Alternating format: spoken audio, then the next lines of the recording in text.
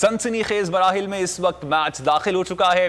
पाकिस्तान को 2 बॉल्स पर 2 रन चाहिए और इस वक्त 5 विकेटें उनकी बाकी हैं और इस तरह पाकिस्तान ने यह मैच अपने नाम कर लिया है।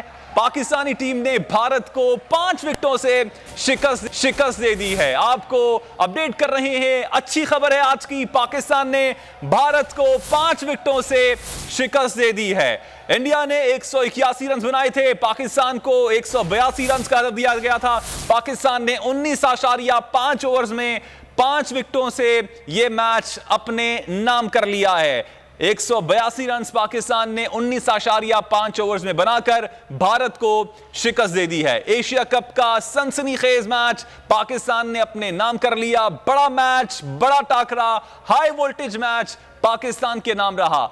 आज पाकिस्तान ने बैटिंग की बात की जाए तो उम्दा परफॉर्मेंस में रिजवान और नवाज शामिल थे, जिन्होंने पाकिस्तान के लिए जो जीत की राह हमवार की। और अब पाकिस्तान जो है ये मैच अपने नाम कर चुका है। एशिया कप में पाकिस्तान ने इंडिया को हरा दिया है, 5 विकेटों से इंडिया को हराया है। पाकिस्तानी टीम ने 182 रन का हदफ 19.5 ओवर में हासिल कर लिया।